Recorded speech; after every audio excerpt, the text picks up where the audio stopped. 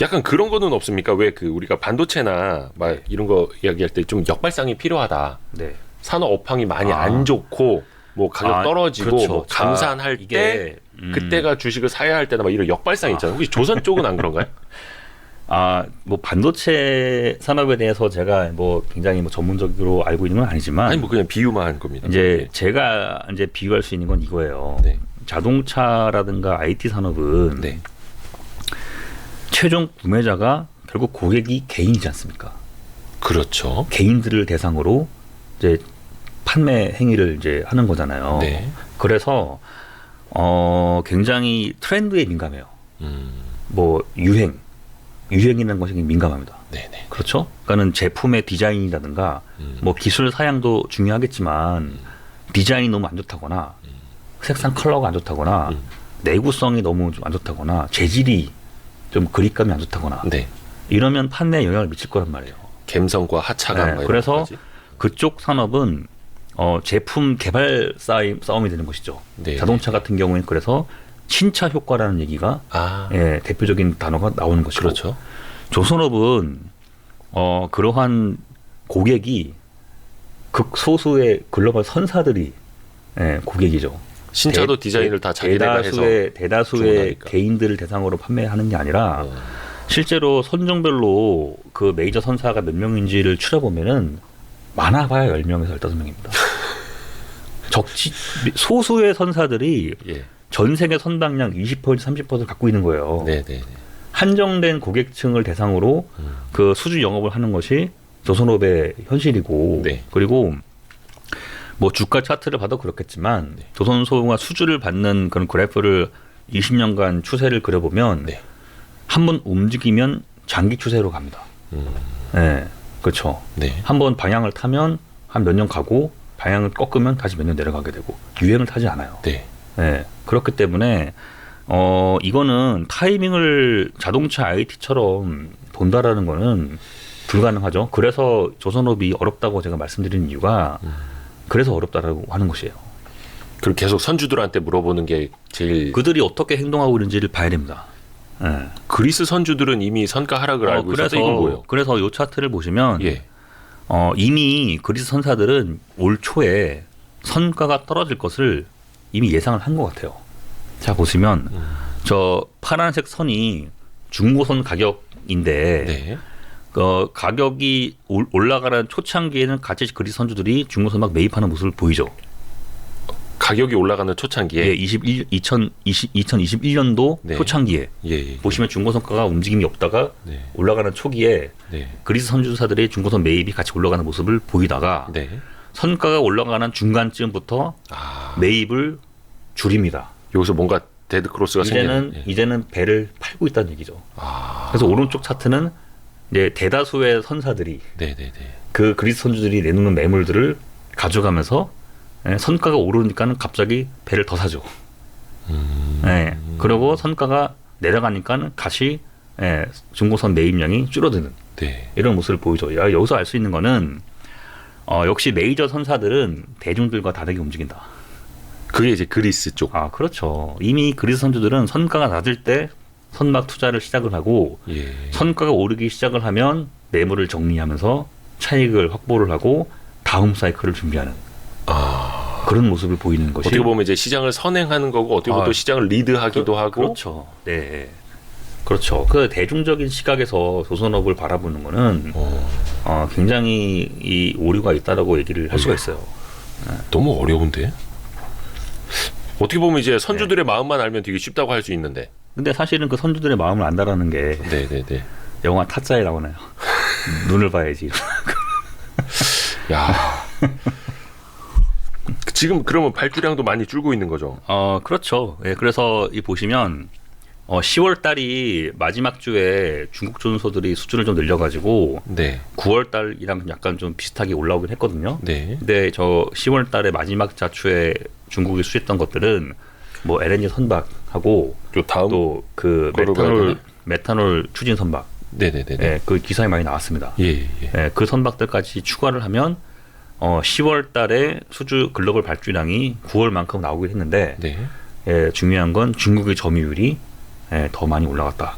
것이죠. 그래서 이 차트를 갖고서 얘기를 하면 9월 달 제가 나왔을 때 9월 달에 제가 그런 얘기를 했잖아요. 네. 선박 수주가 좀 위축될 것 가능성이 높다. 네네네. 예, 실제로 위축되는 모습을 좀 보이고 있다는 것이고 올해 4월 달인가요? 4월 달 정도쯤에 뭐 대형 조선소에 계신 최고위 경영자께서 네. 조선업 슈퍼사이클 진입했다고. 그 말 함과 동시에 수주가 안 나옵니다. 그 발언을 제가 개인적으로 생각했을 때는 네. 해외 선사들을 자극했을 것 같아요. 어. 네, 선가 더 올려달라는 그런 이제 아마 뉘앙스에서 자신감을 갖고서 이제 그런 얘기를 하셨을 것 같은데 네. 선주사들은 그럼 조선소가 오더북이 굉장히 많이 찼구나. 그만 발주해야겠는데. 쟤네 콧대 너무 높아졌어. 그렇죠. 너무 비싸. 못 사겠어. 이렇게. 그렇죠.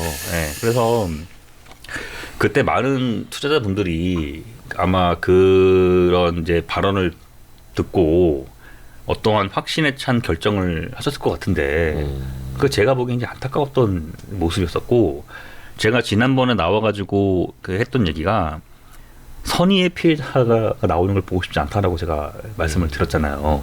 이렇게 될 거라는 게 보였었기 때문에 좀 경계해야 될 필요가 있다고 제가 지난번 방송 나와서 얘기했었고 2달 동안에 실제로 제가 얘기했던 대로 움직임이 나오고 있는 모습을 보이고 있습니다. 자, 그런데 이 차트를 보시면 중고선 거래네요, 이거는. 자, IMO 2020이라는 규제가 네. 미친 효과라고 저는 생각을 하고 있어요. 예. 2021년도에 중고선 거래량이 2007년도를 넘어갔죠.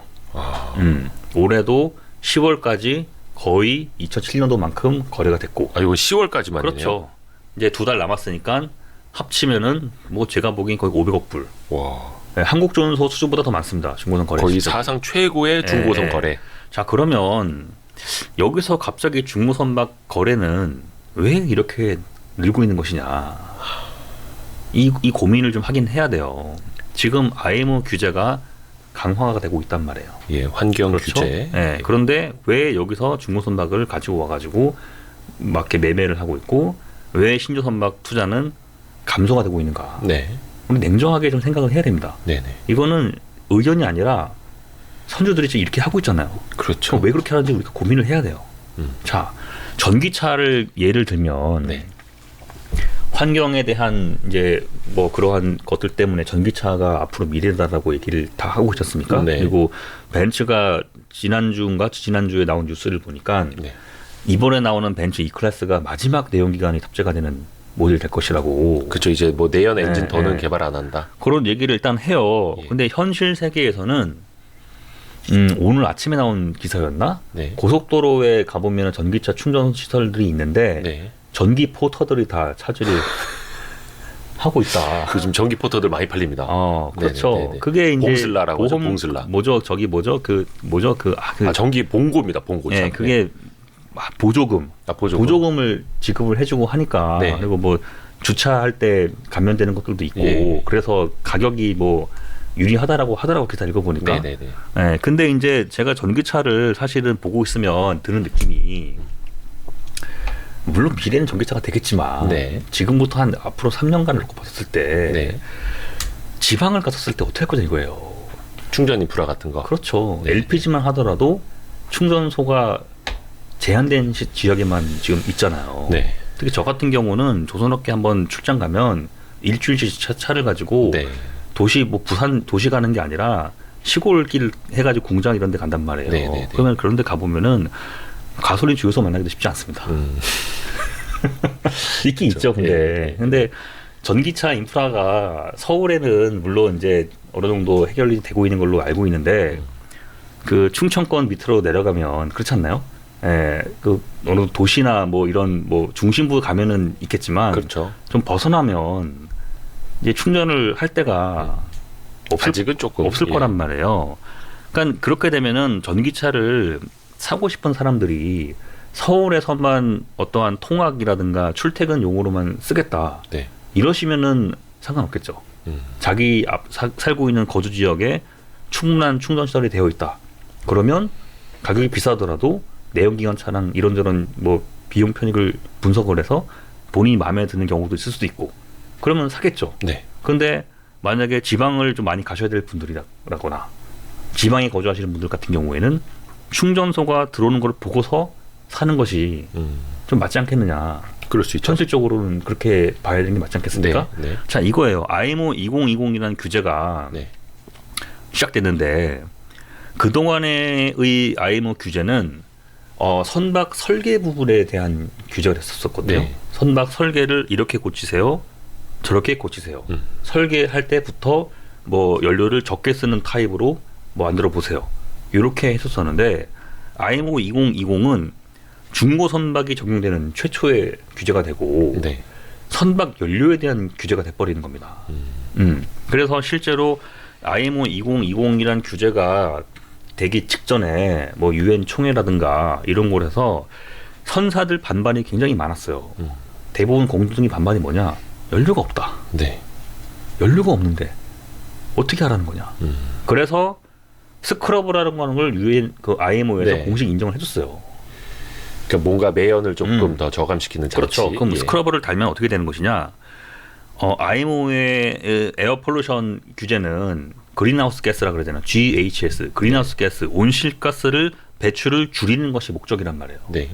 그런데 스크러버 탈랑 설비를 부착을 하면 공기가 오염되는 것을 해수 오염으로 전환시키는 거잖아요. 아, 어찌됐든 간에 그러면 그거를 집진을 해서 IMO 규제는 사실상 만족을 한다고 일단 얘기를 해야 돼요.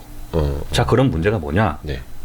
IMO 규제가 주는 실질적인 효과는 자, 또 이렇게 얘기를 해야 됩니다. IMO가 이런저런 가이드를 줬어요. 네. 근데 그 기준을 미달을 했어요. 그러면 그 선박이 실제로 압류가 되거나 운항 정지가 되면 네. 효과는 강제성이 있는 거겠죠. 물론 IMO 리포트를 읽어보면 맨데이터리라고 그런 단어가 들어가면서 네. 이거는 강제성이다라고 얘기를 합니다. 근데 실제로 IMO 규제의 준수에 대한 그 뭐 평가를 이렇게 저렇게 하겠지만 기준 미달 선박에 대한 제재를 누가 하냐면은 IMO가 각 나라 항구 항만에 위임을 줘요. 네. 그럼 그 나라가 자율적으로 조치를 취하는 게 되는 것입니다. 그렇게 거기에서, 예. 그렇게 되는 거죠. 거기에서 환경 규제를 못 맞추면은 네. 아예 입항도 못하게 할 수 있는 거고. 네. 근데 어쨌든 간에 스크러버를 달면 네. 해수 오염이 문제가 되잖아요. 네. 그래서 공해상에서는 스크러버로 벙커유를 떼고 스크러버를 가는 방식으로 운항을 하고 네. 네. 네. 항구 들어갈 때는 저항유를 쓰면 황이 적은 연료가 되잖아요. 네. 그러면 또 규제가 만족이 돼요. 아. 그 IMO 2020 규제는 세 가지잖아요. 네. LNG 및 대체 연료. 네. 두 번째로는 벙커유 플러스 스크러버. 네. 세 번째는 탈황된 저항유를 써라. 셋 중에 하나만 쓰면 만족한다는 겁니다. 근데 지금 선박들은 세 가지 옵션을 다 부착을 한 상태에서 운항을 하고 있어요. 하이브리드 방식으로. 예. 그렇게 하고 있죠. 그래서 실제로 우크라이나 전쟁 이후에 천연가스 가격이 굉장히 높아졌잖아요. 네. 그래서 올해 3분기까지 전 세계 선박연료 판매 시장을 동향을 보게 되면 LNG 연료 판매량은 50% 폭락을 했고 벙커유 판매량은 20% 판매가 증가가 됐고 저항유 판매량은 10%가 늘었습니다. 이유는 두 가지죠. 네. 첫 번째 LNG 가격이 비싸다. 예. 두 번째로는 아까도 말씀드렸듯이 미국에서 LNG 수출량이 충분치 않기 때문에 LNG 소싱, 연료 공급이 원활하지가 않다. 전기차랑 똑같아요. 그래서 지금 LNG 그 연료 판매량 자체가 작년 대비 올해 50%가 줄어들었어요. 그리고 오히려 문제가 될 거라고 봤던 벙커유 판매량이 작년 대비 올해 20%가 증가가 됐죠. 가격도 싸고. 가격의 문제도 있고 네. 그리고 아직까지는 규제를 조금 더 이렇게 저렇게 비껴나갈 수 있는 그래서 방법이 있고. 여기서 그래서 이제 그 중고 선박에 대한 거래가 증가가 되고 있는 이유는 네.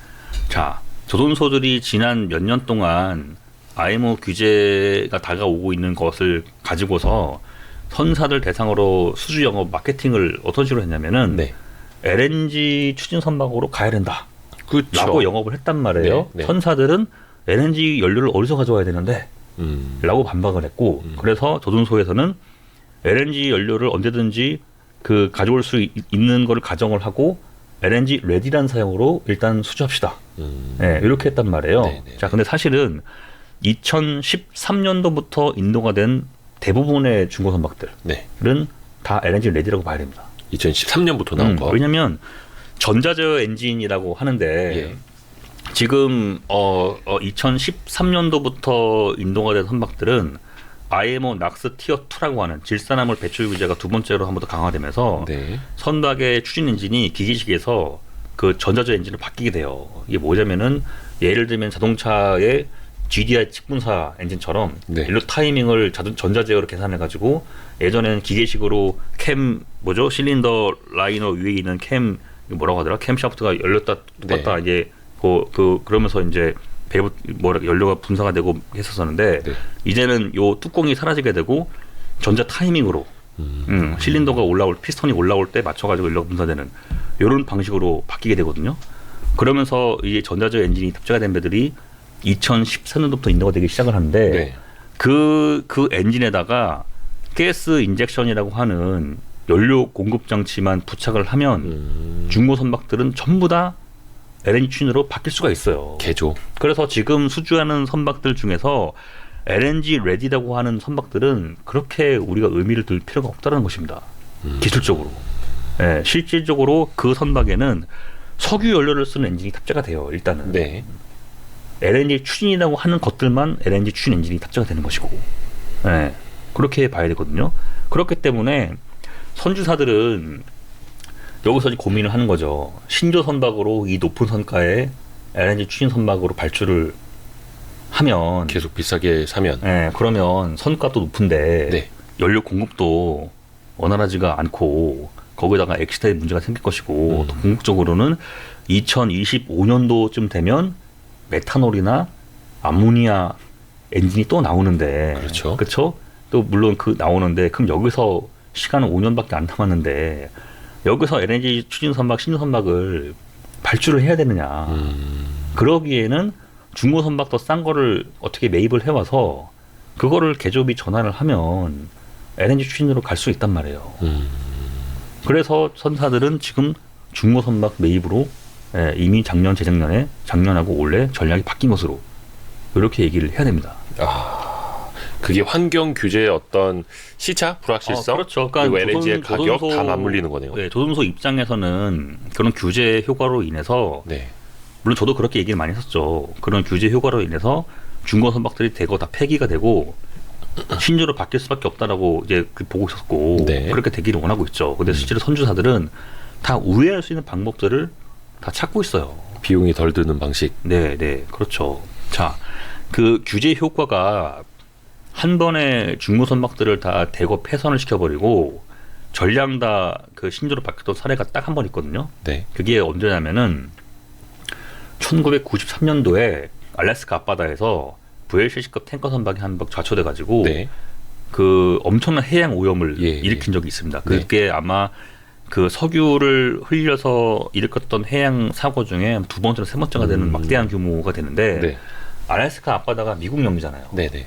그래서 미국에서는 앞으로 들어오는 모든 탱커 선박은 네.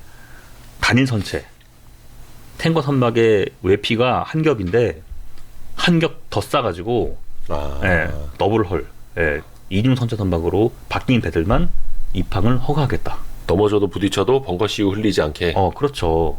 그렇게 해가지고 실제로 그 규제를 93년도 사고가 났었고 네. 2000년도서부터 10년간 유예를 준 다음에 2000년 초반부터 한국 전술이 탱커 선박 수주를 엄청나게 받았던 사례가 있는데 그거는 기존의 단일 선박 선체가 입항을 못했어요. 그 입항을 어떻게 못했느냐? 네. 미국이 그 USCG라고 하는 US 코스트 가드가 되거든요. 네. 미국의 해안 경비대가 어떤 곳이냐면 거의 전함만 200척 갖고 있는. 전함. 그렇죠. 전함과 항공기가 200척 되는 해안 경비대가. 해안 경비대, 국경 수비대가 되죠. 미국 국경을 함부로 넘어갈 수가 없잖아요. 예. 그렇죠. 그래서 모든 선박들 때 전수 검사하는 거예요. 싱글 헐? 입항 불가. 못 들어가. 물론 그 당시에 그리스 선주들이 엄청나게 반발을 했었습니다. 하지만 10년의 시간을 두고서 5,000척에 달하는 탱커 선박이 다 바뀌었어요. 그러니까 지금도 똑같아요. 지금 IMO 규제가 그 똑같은 효과를 주기 위해서는 지금 기준이 미달되어 있는 선박들을 다 폐선 처리하게끔 강력성이 있어야 돼요. 그 정도 되지 않는다면. 근데 그렇게 되고 있지는 않은 걸로 제가 알고 있어요. 지금 조선소별로 좀 나눠서 한번 좀 볼까요? 그래도 왜 많은 분들이 일단은 그래서 올해 수주한 거랑 당분간 인도를 해서 그게 내년, 내후년 순차적으로 이제 실적으로 찍힐 것들. 그건 일단 눈으로 보이잖아요. 그래서 올해 수주 같은 경우에는요. 대형 선박이 좀 유리했고 네. 중형 선박은 굉장히 수주가 예. 불리한 그런 상황이 되고 있습니다. 자, 지금이죠. 네, 왜냐하면 근데 이거 약간 연초 버전으로 상반기 버전으로 가면 분위기는 중형 선박이 굉장히 좋았고. 그렇죠? 아니죠. 그래서 아니죠. 현대비포조선이 더 많이 주가가 오르지 않았었던가요? 주식 가격을 제가 말씀드리는 게 아니라 죄송합니다. 자꾸 수주 저는 실적. 저는 주가만 머리에 떠올라. 저는 주식 가격을 말하지 않아요. 그러니까 이게 수주 그거예요. 전망. 그러니까 네. 우리 구독자분들도 들으실 때는 자, 최근에 주가 차트를 제가 머리에 띄워놓고 듣다 보니까 그건 저도 동의하고 이해하는데 네네네. 제가 드리고 싶은 얘기는 예. 이 와일스트리트 영상이 주식 투자하시는 분만 보는 영상 아닐 거잖아요. 예. 제가 나오는 자료는 네. 제가 뭐 다른 분들은 잘 모르겠지만 네. 뭐 마찬가지가 되겠죠. 제가 출연한 영상은 조선업계도 많이 봅니다. 네, 많이 봐요. 네네네. 네, 조선업계 강연 가면 많이 보고 있습니다. 연락이 많이 오고 네. 실제로 제가 하나금투 이베스트증권에서 리포트를 쓰면 네. 대학 교수님들, 조선업 교수님 연락이 많이 오셔가지고 논문에 인용은 될까요? 이런 연락이 많이 와요. 네. 그러니까는 증권 리포트라고 하는 게 1차적으로는 어떤 주식 투자가들을 위한 자료가 되겠지만 네. 실제로 보시는 분들은 다양한 분야에서 보게 됩니다. 그렇죠. 그렇기 때문에 주가만 가지고서 얘기를 하면 제가 보기엔 약간 좀 어폐가 있다고 볼 수 있고 네네네. 제가 말하는 자료는 그 전에 주식 전망한 사람이 아니잖아요. 그렇죠? 네. 수주 실적이 어떻게 흘러가고 있는가 거기에 맞춰가지고 가격이 어떻게 될 것인지는 각자가 판단하면 되는 겁니다. 네네네. 제가 굳이 주식 가격을 여기서 말하고 싶진 않고요. 네. 네. 근데 뭐 항상 네. 그걸 많이 여쭤보고 싶어서 그래요. 그러니까 그거는 궁금해서 그래요. 설명할 수는 있는데 네네네. 일단은 보세요. 주식 가격이 주식 가격을 얘기를 하면 네. 결국은 조선소가 수주 실적이 네. 느는 것이 시작이 되지 않습니까? 그렇죠? 수주가 늘어야 되는데 네. 어떻게 늘어야 되느냐? 올해 인도를 해야 될 양보다 수주할 양이 더 많아야 계속 그래야 잔고가 증가가 되겠죠? 그렇죠. 더 미래가 계속 좋아요. 그러면 매출액이 견조하게 증가가 되겠죠. 그렇죠. 그러면 주식 가격이 결국은 거기 반영해서 추세적으로는 오르는 모습을 보이겠죠. 네. 뭐 간단한 얘기 아니겠습니까? 네네네. 반대로 올해 수주분이 인도보다 작으면 잔고는 줄어들게 되겠죠. 그렇죠. 매출액도 줄든가 매출액 유지를 위해서는 인도량을 줄이든가 네. 작업량을 줄여야 되겠죠. 네. 그러면 어닝 그로스도 낮아지게 되고 주가는 일시로 오를 수 있겠지만 중장기로 흘러내리는 경향이 생길 겁니다. 자, 그래서 잘 보시면 네. 일단 결론을 까고 얘기하면 현대중공업, 현대사모, 삼성, 대우까지 보시면요. 네. 연두색이 올해 수주 척수예요. 맨 왼쪽에 있는 그리고 그 중간에 있는 것은 올해 인도하는 척수. 그러니까 22년 인도가 하늘색. 그리고 노란색은 내년의 인도 척수. 네. 그러면 삼성, 현대사모, 대우는 네. 올해 수주 척수가 인도 척수보다 많죠. 그러네요. 특히 2022년도 인도 대비 2023년도 인도 증가율을 보면 대우조선해양이 2배죠. 네. 그러면 대우조선해양이 내년, 내후년 걸쳐가지고 매출액 증가폭이 가장 크겠죠. 예. 조선소가 배를 인도를 해야 인도가 매출이 증가가 되는 거니까. 그렇죠. 그래서 제가 대우조선해양 좀 강조를 했던 것이고. 지난번에 2달 전에. 이런 게 있기 때문에. 네네네. 자, 현대 미포를 보세요. 올해 수주 실적이 올해 인도 실적보다 적습니다. 내년도 인도량보다 더 적죠. 네. 그렇죠? 네. 네. 그러면 현대 미포의 잔고는 늘었을까 줄었을까요? 자, 여기서 한 가지 준다는 뜻이죠. 자, 여기서 한 가지 트릭이 있죠. 네. 근데 이건 척수인데 예. 곱하기 금액으로 하면 예. 환율이 올랐기 때문에 아하. 수주 실적은 목표치를 달성한 걸로 보여져요. 금액으로 따지면 이게 착시 효과입니다. 달러 그렇죠? 베이스로 하니까. 그렇죠. 이러면 착시 효과가 생기는 거예요. 이러면은 올해 수주 실적이 작년만큼 했다라는 식으로 이게 나올 수 있어요. 야, 이거 좀 어렵다. 실제로 물량은 줄었단 말이에요. 자, 수주 실적은 정해진 양은 똑같은데 예. 가격이 비쌌단 말이에요. 예. 그러면 어쨌든 그 배를 인도를 하면 빠져나갈 거 아니에요? 네. 그만큼 잔고도 크게 빠져나가게 되겠죠. 그렇죠? 이거 어렵다. 네. 이런 거를 볼 줄 알아야 돼요. 이 표 다시 한번 넣어 주시겠어요? 이거 왜냐면은 요 표만 보더라도 일단 현대 미포만 놓고 이야기를 해볼게요. 그렇죠. 이 표를 이제 해석하는 굉장히 것도 사실은 쉽지가 않아 보여요. 위험한 그렇죠. 그러니까 위험한 이게 지금 구간이에요. 위험한 구간인 거예요. 현대 미포가. 자, 그럼 현대 베트남 조선이 현대 미포 자회사인데 네네네. 지금 올해 수주 실적이 내년 내후년 인도량보다 좀 많게 수주를 했어요. 올해 이 얘기가 수주를? 뭐냐면은 네. 현대 미포 울산으로 가야 되는 수주량이 다 베트남으로 갔다는 얘기예요. 아. 왜냐하면 선가가 싸니까. 아하. 그러면 현대 미포 울산으로 가야 되는 양은 줄고 베트남으로 갔어요. 근데 어차피 그럼- 자회사면은 근데 문제는 현대 미포가 1년 인도량하고 네. 베트남 인도량이 같습니까? 다르죠. 그리고 더 낮은 성과로 채워지게 되죠. 그렇죠? 환율이 올랐기 때문에 미포의 올해 수주 실적이 선방한 것으로 보이는 착시 효과라는 것을 우리는 알아야 합니다. 이거는 전문가의 시각에서 보면은 대본에 보여요. 우리가 공시된 자료로만 36억 목표치 달성했어요. 이 말 한마디만 보고 끝내니까 미포 잘한 거 아니야? 근데 하나씩 발라보면 예, 그렇지 않고 아니 그거 하나 여쭤보고 싶어서 그래요. 예. 예를 들어서 예. 지금 2022년도에 예. 현대미포가 올해 수주한 것보다 더 많이 예. 이제 내줘야 되니까 그렇죠. 그러면 올해 당장 실적은 조금 더 좋아 보이겠지만 미래 실적은 안 좋아진다. 그래서 원래 3분기 미포의 매출액이 줄었어요. 예. 이게 왜냐면 YOY로 전년 대비로. 잔고를 유지하기 위해서 예. 제가 보기에는 건조량을 조절했을 것입니다. 자, 수주 잔고가 늘고 있어요. 네. 자, 늘고 있다 가정해 봅시다. 네네네. 그러면 건조량도 같이 늘어줘야 돼요. 네. 그럼 매출이 올라가야 돼요. 예. 근데 잔고가 증가가 되고 있다라고 회사는 말하고 있는데 네. 매출액이 약간 정체 내지는 둔화됐어요. 이거 내부적으로 타이밍을 좀 이미 조절을 감을 했다. 잡은 거예요. 잔량을 유지해야 되는 감을 잡은 거예요.